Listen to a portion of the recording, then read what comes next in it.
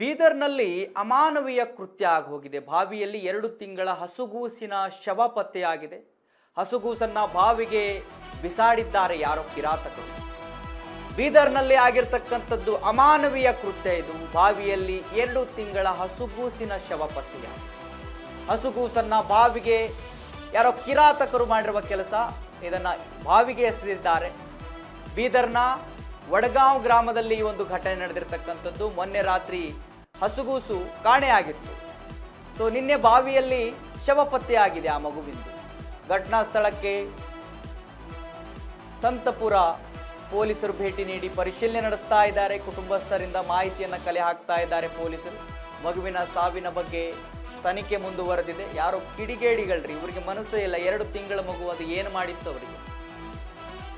ಎಂಥ ವಿಕೃತ ಮನಸ್ಸಿನವರು, ಎಂಥ ಕಠೋರ ಮನಸ್ಸಿನವರು ಇರ್ತಾರೆ ಸಮಾಜದಲ್ಲಿ ಕೆಲವರು ಅಂತ ಹೇಳಿದ್ರೆ. ಇಂಥ ಕೃತ್ಯಗಳಲ್ಲಿ ಭಾಗಿಯಾಗೋರಿಗೆ ಯಾವ ಶಿಕ್ಷೆ ಕೊಟ್ಟರು ಕೂಡ ಕಮ್ಮಿನೇ. ಅದು ಬದುಕಿ ಬಾಳ್ಬೇಕಾಗಿರ್ತಕ್ಕಂಥ ಮಗು, ಬದುಕನ್ನ ನೋಡಬೇಕಿತ್ತು, ಜೀವನವನ್ನ ನೋಡಬೇಕಿತ್ತು. ಏನು ತಿಳಿಯಲ್ಲ. 2 ತಿಂಗಳ ಮಗು ಏನ್ರಿ ತಿಳಿಯುತ್ತೆ? ಅದನ್ನ ತೆಗೆದುಕೊಂಡು ಹೋಗಿ ಬಾವಿಗೆ ಎಸೆದಿದ್ದಾರೆ. 2 ದಿನಗಳ ಹಿಂದೆ ಮಗು ಕಾಣೆಯಾಗಿತ್ತಂತೆ. ಕುಟುಂಬಸ್ಥರೆಲ್ಲರೂ ಹುಡುಕ್ತಾ ಇದ್ದಾರೆ. ಬಟ್ ಶವ ಪತ್ತೆ ಆಗಿದ್ದು ಬಾವಿಯಲ್ಲಿ. ಯಾರೋ ಕಲ್ಲು ಮನಸ್ಸಿನ ವ್ಯಕ್ತಿಗಳು. ಇವ್ರಿಗೆ ಏನು ಹೇಳಿದ್ರು, ಅವ್ರಿಗೆ ಏನು ಬೈದ್ರು ಕಮ್ಮಿನೇ.